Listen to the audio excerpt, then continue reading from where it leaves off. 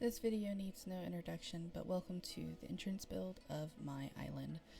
So we're going to go ahead and get started, and this build took me approximately 10-ish hours or so to do because I didn't know exactly what I wanted to do, but I did it at the same time.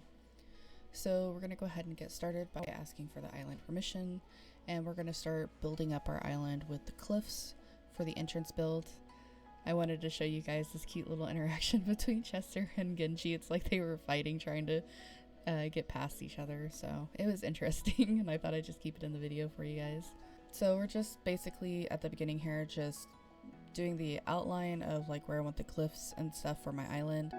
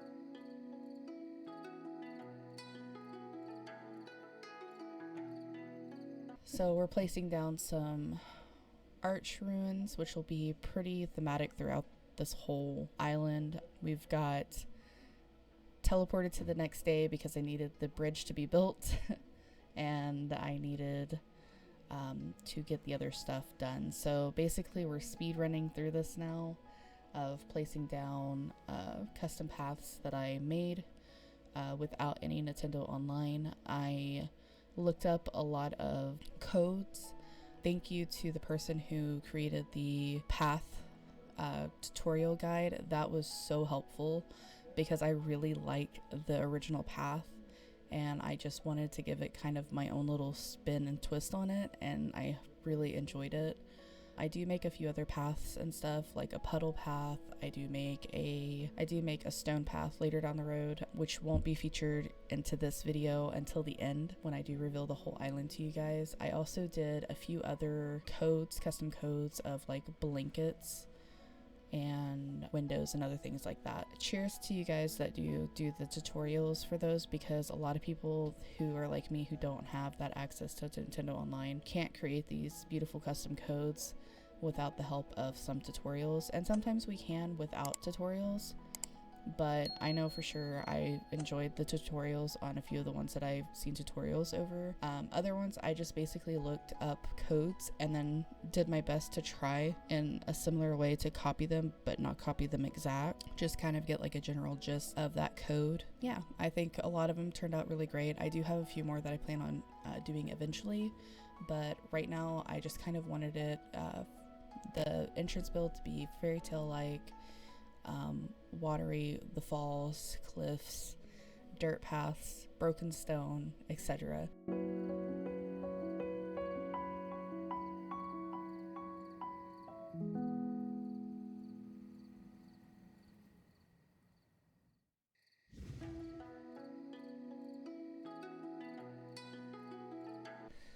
So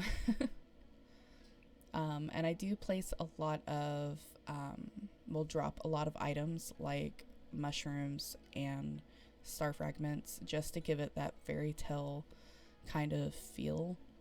I do plan on using a lot of the glowing items in this as well to the entire island. So this basically puts a front on the entire island of like how I plan on making this entire island look very fantasy based and magical without being too fairy core or too any other core that I can think of right now. But if I were to give this like a thematical theme, it would probably be fairy core.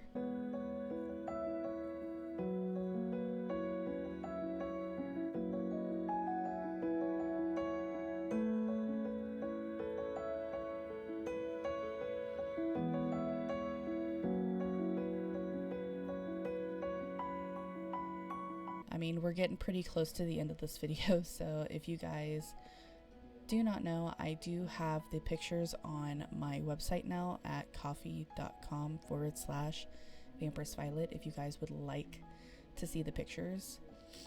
I do plan on releasing another build here soon over I think I'm going to go with either the campsite or residential services for my next one to continue with this build.